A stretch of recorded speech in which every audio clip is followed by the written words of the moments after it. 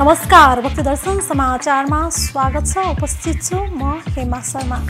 आज मिति 2079 साल माघ महिनाको 23 गते सोमबार, नरनाम संवत्सर सूर्य उत्तरायण शिशिर ऋतु फागुन कृष्ण पक्षको प्रतिपदा तिथि 25 बजेर 31 मिनटसम्म, उपरान्त द्वितीय तिथि चन्द्रमा कर्कट राशिमा, इस्वी सम्वत 2023 फेब्रुअरी महिनाको 6 तारिक शक सम्वत 1944 र नेपाल सम्वत 1143।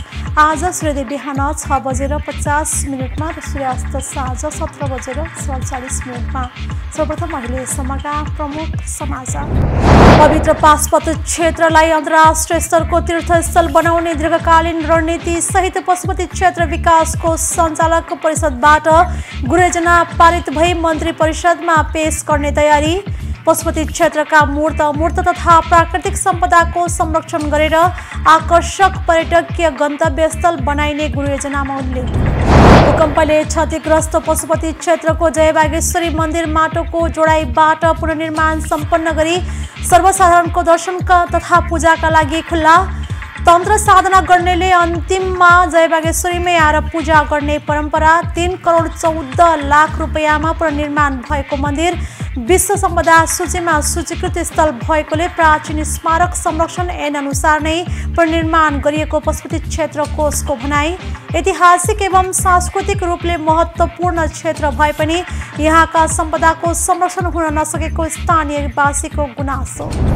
पर्यटन प्रवर्धन गर्ने उद्देश्यले मौलापुर नगरपालिकाले आयोजना गर्दै आएको मधानी महायज्ञ यस वर्ष फागुन 5 गतेबाट सुरु गरिने तयारी। 2 दिनसम्म चल्ने मधानी महायज्ञको उपराष्ट्रपति नन्दकिशोर पुनले उद्घाटन गर्ने कार्यक्रम। ऐतिहासिक, धार्मिक तथा सांस्कृतिक महत्त्व झल्किने किसिमले आयोजना हुने उक्त अनुष्ठानमा फागुन 5 गतेदेखि लगातार 3 दिन बेलुका शिवलीला प्रदर्शन गरिनुका साथै चलचित्र तथा साङ्गीतिक क्षेत्रका नेपाली तथा भारतीय कलाकारको साङ्गीतिक प्रस्तुति रहने। अमरगढी नगरपालिका पछिल्लो समय आन्तरिक र बाह्य पर्यटकको ट्रान्जिट पोइन्टका रूपमा विकसित हुँदै नगरभित्रका पर्यटकीय गन्तव्यको विकासका लागि गृहयोजना तयार। लामो समयपछि सुदूरपश्चिम प्रदेशका 9वटै जिल्लाको केन्द्रमा रहेको डडेलधुरा सदरमुकामको अमरगढी नगरपालिकाले आफ्नो स्वरूप फेर्दै। तुलसीपुर उपमहानगरपालिकाका महिला, बालबालिका तथा सामाजिक विकास शाखाले बाल विवाह न्यूनीकरणका लागि धर्मगुरु, पुजारी, थारू समुदायका महतवाहरूलाई अभिमुखीकरण प्रदान गर्दै सम्बन्धित वडाको सह आयोजना तथा युनिसेफको समन्वयमा कार्यक्रम सञ्चालन। बाल विवाह गराएमा पण्डितलाई पनि मुद्दा चल्ने। तुलसीपुरका 4वटा वडा बाल मैत्री वडा घोषणा।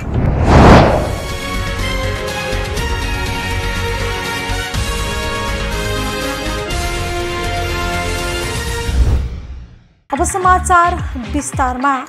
पवित्र पाशुपत क्षेत्रलाई अन्तर्राष्ट्रिय स्तरको तीर्थस्थल बनाउने दीर्घकालीन रणनीति सहित पशुपति क्षेत्र विकास कोष सञ्चालक परिषदबाट गृहयोजना पारित भई मन्त्री परिषदमा पेश गर्ने तयारी भएको छ। पशुपति क्षेत्रका मूर्त अमूर्त तथा प्राकृतिक सम्पदाको संरक्षण गरेर आकर्षक पर्यटकीय गन्तव्य स्थल बनाइने गृहयोजनामा उल्लेख गरिएको छ। यस क्षेत्रको योजनाबद्ध विकासका लागि राष्ट्रिय अन्तर्राष्ट्रिय दाता तथा सरोकार समूहसँगको सहयोग र सहकार्यलाई प्रोत्साहित गरिने नीति गृहयोजनामा लिएको छ। एक रिपोर्ट। पवित्र पाशुपत क्षेत्रलाई अन्तर्राष्ट्रिय स्तरको तीर्थस्थल बनाउने दीर्घकालीन रणनीति सहित पशुपति क्षेत्र विकासको सञ्चालक परिषदबाट गृहयोजना पारित भई मन्त्री परिषदमा पेश गर्ने तयारी भएको छ। पशुपति क्षेत्रमा दर्शन, पूजन तथा यज्ञ ज्ञातिका लागि आउने भक्तजन र देशावलोकनका लागि आउने पर्यटकहरूको सेवा सुविधाका लागि आवश्यक पूर्वाधारको विकास गरिने तयारी पारिएको छ। परिषदको अध्यक्ष संस्कृति, पर्यटन तथा नागरिक उड्डयन मन्त्री रहने व्यवस्था पशुपति क्षेत्र विकास कोष ऐनमा गरिएको छ। पशुपति क्षेत्रको योजनाबद्ध विकासका लागि कोषले विक्रम सम्वत 2053मा अवधारणात्मक गृहयोजना सरकारले स्वीकृत गरेको थियो। आर्थिक वर्ष 57-58 देखि लागू भएको यो गृहयोजना 10 वर्षसम्म कार्यान्वयन भएको थियो। आर्थिक वर्ष 2070-71 देखि पशुपति क्षेत्र राष्ट्रिय गौरवको आयोजनाको रूपमा रहेको छ। परिषदबाट हालै पारित भएको पशुपति क्षेत्रको संरक्षण एवं व्यवस्थापन गृहयोजना 2079 मन्त्रालयमा पेश गरी त्यसबाट मन्त्री परिषद पठाउने तयारी गरेको उहाँले जानकारी दिनुभएको छ। पशुपति क्षेत्रको धार्मिकता, आध्यात्मिकता, सांस्कृतिक एवं पवित्रताको प्रवर्धन गर्ने लक्ष्य गृह योजनामा राखिएको छ। यस क्षेत्रका ऐतिहासिक, पुरातात्विक, सांस्कृतिक सम्पदा, कला एवं वास्तुकलाको संरक्षण र सम्वर्धन गर्ने उद्देश्य पनि गृह योजनाको छ। पशुपति क्षेत्रको भूबनोट, भू संरचना, नदी, जंगल लगायतका प्राकृतिक सम्पदाको संरक्षण गरी पर्यावरण जोगाउने, रैथाने जीवजन्तु जोगाउने र पशु पन्छीका लागि आवश्यक सेवा सुविधा सहज ढङ्गले उपलब्ध गराउन पूर्वाधार विकास गरिने भएको छ। यस क्षेत्रमा आउने तीर्थयात्री तथा पर्यटकका लागि आवश्यक सेवा सुविधा सहज ढङ्गले उपलब्ध आवश्यक काम गरिने भएको छ। परम्परागत स्रोत, साधन र अभ्यासलाई पुनर्स्थापित गर्दै पशुपति क्षेत्रमा रहेका गुठीको समुचित व्यवस्थापन गरिने भएको छ। चालु आर्थिक वर्षमा गृह योजना मन्त्री परिषदबाट पारित गरेर कार्यान्वयनमा अघि बढाइने भएको छ। पशुपति क्षेत्रको 283 हेक्टर जमिनमध्ये 83.5 हेक्टर क्षेत्रफल प्राचीन स्मारक क्षेत्रमा पर्छ। भूकम्पले क्षतिग्रस्त पशुपति क्षेत्रको जय बागेश्वरी मन्दिर माटोको जोडाइबाट पुनर्निर्माण सम्पन्न गरी सर्वसाधारणको दर्शनका लागि खुल्ला गरिएको छ। विक्रम सम्वत 2072 वैशाख 12 गतेको भूकम्पले क्षतिग्रस्त मन्दिर पुनर्निर्माण सम्पन्न गरेर गत शुक्रबार बिहान क्षमा पूजा सहित प्राण प्रतिष्ठा गरेर सर्वसाधारणका लागि पूजा तथा दर्शनका लागि खुल्ला गरिएको पशुपति क्षेत्र विकास कोषका प्रवक्ता रेवती रमण अधिकारीले जानकारी दिनुभएको छ। सर्वसाधारणका लागि मन्दिर खुल्ला गर्ने क्रममा कन्याकुमारी र त्रिदेवीको पनि पूजा गरिएको छ। 3 करोड 14 लाख रुपैयाँमा मन्दिर पुनर्निर्माण भएको हो। विश्व सम्पदा सूचीमा सूचीकृत स्थल भएकोले प्राचीन स्मारक संरक्षण ऐन अनुसार यहाँ पुनर्निर्माण गरिएको हो। एक रिपोर्ट। भूकम्पले क्षतिग्रस्त पशुपति क्षेत्रको जय बागेश्वरी मन्दिर माटोको जोडाइबाट पुनर्निर्माण सम्पन्न गरी सर्वसाधारणको दर्शन तथा पूजाका लागि खुल्ला गरिएको छ। भूकम्पको 1 महिना पनि नबित्दै कोषले 2072 जेठ 4 गते एडभेन्चर टुर एन्ड ट्राभल्सका सञ्चालक कल्याण शर्मालाई पुनर्निर्माणको सैद्धान्तिक स्वीकृति दिएको थियो। शर्माले पुनर्निर्माणको काम सुरु गर्न नसकेपछि 2074 सालमा सम्झौता रद्द गरिएको थियो। सम्झौता गरेका दाता शर्माले क्षतिग्रस्त मन्दिरको पुनर्निर्माण 35 महिना बित्दा पनि नगरेपछि पशुपति क्षेत्र विकास कोषले सम्झौता रद्द गरेको थियो। दाता शर्मा सुरुमा पुरातत्वले नक्सा र डिजाइन स्वीकृति गर्न समय लगाएको स्वीकृत भएर पुनर्निर्माण सुरु गर्दा स्थानीयवासीले अवरोध गरेकाले आफू पुनर्निर्माणबाट पछि हट्न बाध्य भएको बताउनुहुन्छ। सती प्रथा रहन्जेल राजा महाराजाको निधनमा सती जाने रानीहरूको गरगहना सबै जय बागेश्वरीलाई चढाइने गरिन्थ्यो भने भनाई स्थानीयवासीबीच चर्चित छ। चढाइएको गरगहना लगायत सम्पत्तिको कुनै अभिलेख नरहेको पशुपति क्षेत्र विकास कोषका पूर्व सदस्य सचिव एवं संस्कृतविद डाक्टर गोविन्द टण्डन बताउनुहुन्छ। जीर्ण मन्दिर भत्काउने क्रममा मन्दिरभित्र भैरव लगायत विभिन्न देवी देवताका चित्र, 3 गजुरको मन्दिर लगायत संरचना फेकिएपछि पुरातत्वविद, संस्कृतविद लगायत विज्ञको समिति गठन भएको थियो। समितिले माटोको जोडाइबाट मन्दिर पुनर्निर्माण गर्नुपर्ने सिफारिस सहितको प्रतिवेदन दिएको थियो। सडकमा रहेको मन्दिर पुनर्निर्माणका लागि चुना सुर्खीको लागत अनुमान सहित कोषले 2075 माघमा तुलसी कन्स्ट्रक्सनसँग 2 वर्षमा पुनर्निर्माण सक्ने गरी सम्झौता गरिएको थियो। सम्झौता अनुसार मन्दिर पुनर्निर्माणका लागि भत्काउने क्रममा 3 गजुर सहितको भित्री मन्दिर, भैरव सहित विभिन्न देवी देवताका भित्ते चित्र लगायत संरचना भेटिएको थियो। पुरातत्व विभागका महानिर्देशक एवं विज्ञ समितिका सदस्य दामोदर गौतम ऐतिहासिक पुरातात्विक महत्त्वका मन्दिर पहिले जस्तै पहिले प्रयोग भएकै निर्माण सामग्री प्रयोग गरेर बनाउनु पर्ने कानुनी व्यवस्था अनुसार कोषलाई सुझाव दिए अनुसार नै काम भएको बताउनुहुन्छ। माटो परीक्षण गरेर पहिलेकै जस्तो गुणस्तरीय माटोबाट मन्दिर बनाउनु पर्ने प्रतिवेदन दिएको उहाँले सुनाउनु भयो। माटोको जोडाइबाट पुनर्निर्माण गर्दा भित्र भेटिएका चित्र यथावत राखिएको छ। विज्ञ समितिको प्रतिवेदन अनुसार कोषले यसअघि माटोको जोडाइबाट बनाइएका मन्दिरको अध्ययन गरेर सुझाव दिएको हो। साँखु स्थित वज्रयोगिनी मन्दिरमा इट्टाको बेसमा राखिएको माटोको परीक्षण गरिएको थियो। जय बागेश्वरीको निर्माण कलिगत सम्वत 3232 मा सुरु भएर 47 वर्षपछि 3274 मा सम्पन्न भएको थियो। विक्रम सम्वत 1990 को भूकम्पले क्षति पुगेको मन्दिर त्यसबेला जीर्णोद्धार गरिएको थियो। जय बागेश्वरीको कलेवर 12 वर्षमा फेर्ने गरिएको छ। कलेवर फेर्दा जय बागेश्वरी गणेश र भैरवको माटोको नयाँ मूर्ति बनाइन्छ। जय बागेश्वरीमा टाउको काटिनु अघिको गणेशको मूर्ति रहेको छ। यसैले यहाँको गणेशको मूर्तिमा सुन नभएको स्थानीय बताउँछन्। जय बागेश्वरीलाई महासरस्वती, महाकाली र महालक्ष्मीको रूपमा मानिए पनि विद्याकी देवीको रूपमा बढी पुज्ने गरिएको छ। तन्त्र साधना गर्नेले अन्तिममा जय बागेश्वरीमा आएर पूजा गर्ने परम्परा छ। मन्दिरसँगै सुन्धारा पनि स्थापना भएकोमा हाल यसको अस्तित्व लोप हुने अवस्थामा पुगेको छ। जय बागेश्वरीको ठिक अघि तलेजु भवानीको मन्दिर स्थापना गरिएको छ। यो उपत्यकाको पुरानो राजधानी मानिन्छ। स्थानीय वृद्धविद्या जय बागेश्वरी उपत्यकाकै पहिलो बस्ती भएको बताउँछन्। यो बस्तीमा 9 थरी जात, 9 पोखरी, 9 पाठी, 9 ढोका लगायत संरचना रहेकोमा यो पनि लोपोन्मुखको अवस्थामा पुगेको छ। गोपाल र किराँत शासनकालको राजधानी यो ठाउँ थियो। लिच्छवीकालको राजधानी यहीँबाट सुरु भएर पछि हाँडी गाउँमा सरेको हो। मल्लकालमा हाँडी गाउँबाट हनुमान ढोकामा राजधानी सारिएको इतिहासविदहरूको भनाइ छ। ऐतिहासिक एवं सांस्कृतिक रूपले महत्त्वपूर्ण क्षेत्र भए पनि यहाँका सम्पदाको संरक्षण हुन नसकेको स्थानीयवासीको गुनासो छ। पर्यटन प्रवर्धन गर्ने उद्देश्यले मौलापुर नगरपालिकाले आयोजना गर्दै आएको मदानी महायज्ञ यस वर्ष फागुन 5 गतेबाट 2 दिनसम्म चल्ने भएको छ।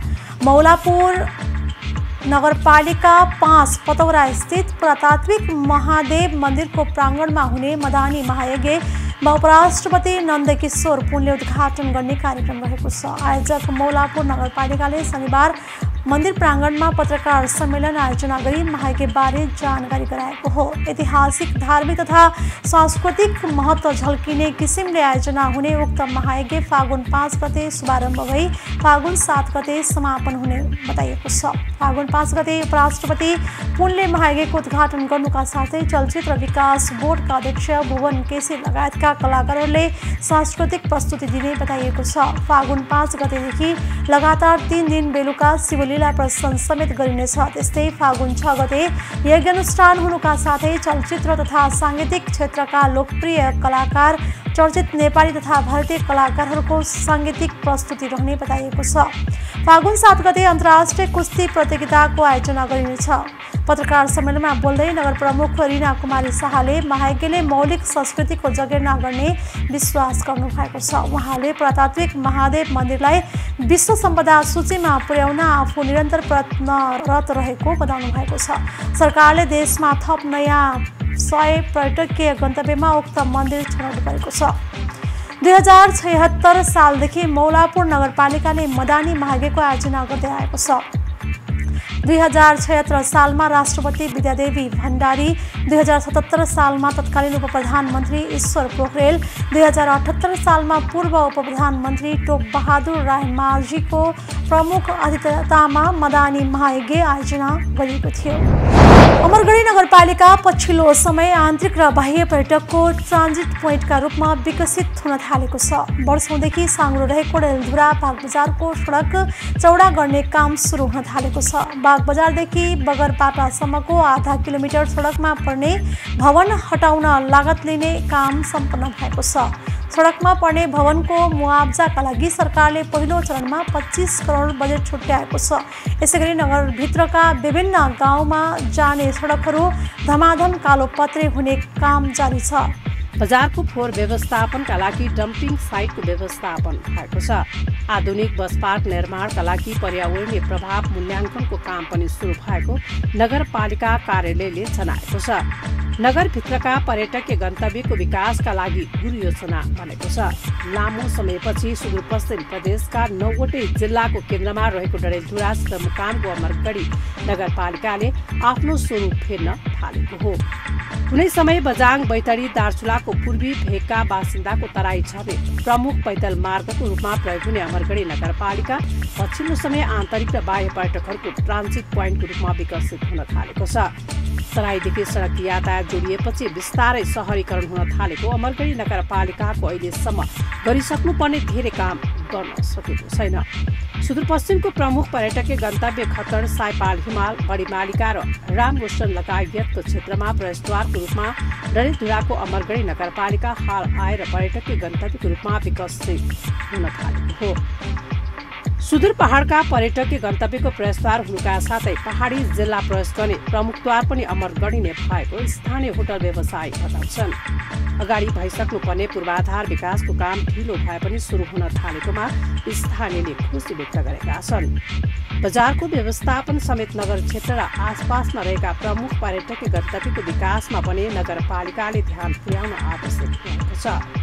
तराईदेखि 116 किलोमिटर दूरीमा रहेको अमरगढी हालका वर्षमा नगरपालिका बाह्य तथा आन्तरिक पर्यटकका लागि गर्मीयाममा प्रमुख गन्तव्य हुन थालेको छ।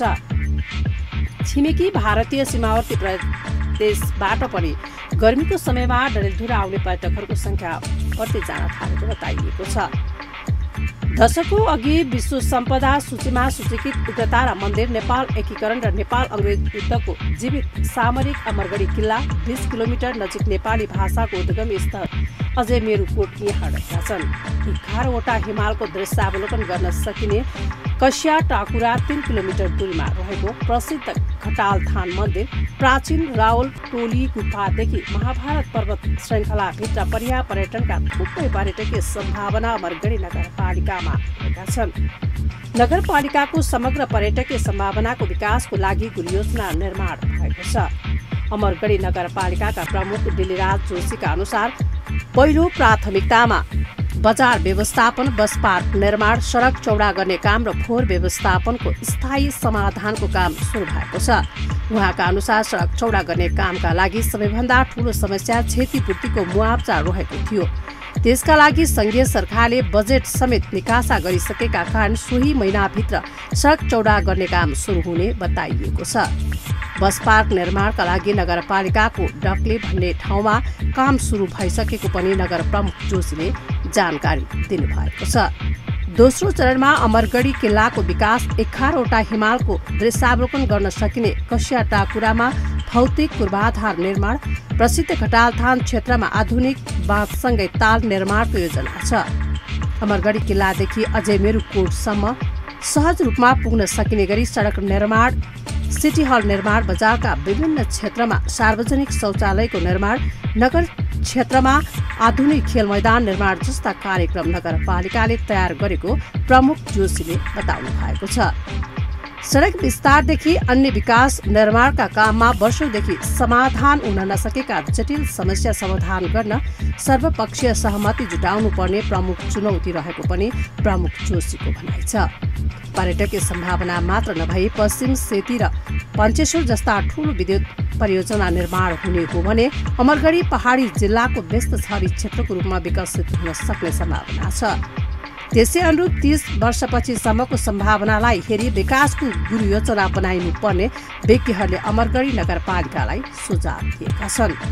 डडेलधुरा सदरमुकामदेखि 1.5 घण्टाको दूरीमा रहेको पाटनसम्म सडकको स्तर सुधार गर्न सके डडेलधुरा पुग्न हवाई मार्गको सहज पहुँच हुन सक्छ। पछिल्लो समय मेडिकल कलेजको स्थापनाका लागि काम सुरु भएपछि अमरगढी प्रदेशका 7वटा पहाडी जिल्लाका लागि मेडिकल हबको रूपमा पनि विकसित हुने देखिएको छ। हाल खानेपानीको प्रमुख समस्या पनि समाधान भएको छ भने गत वर्ष झण्डै 40 करोड बढीको लगानीमा अमरगढीमा निर्माण भएको खानेपानी आयोजनाको थप विस्तार जारी छ।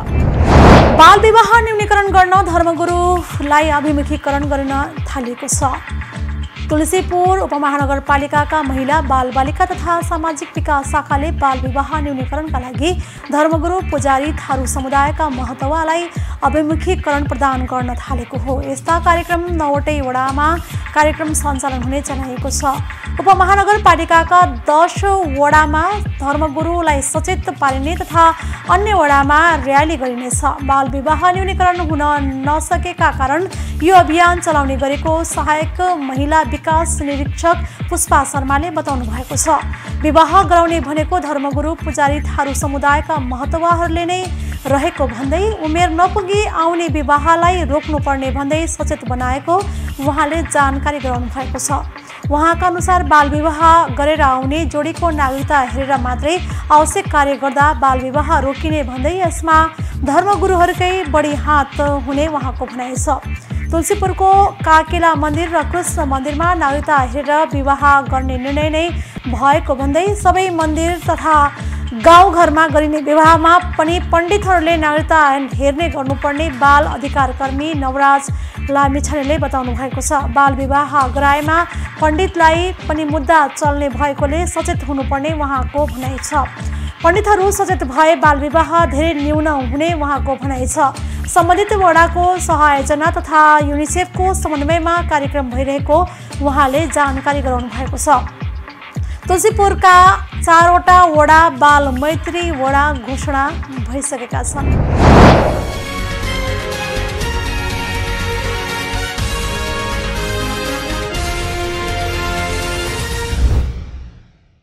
अहिले हामी भक्ति दर्शन समाचारको अन्त्यमा आइसकेका छौँ। जाँदै प्रमुख समाचार पुनः एकपटक।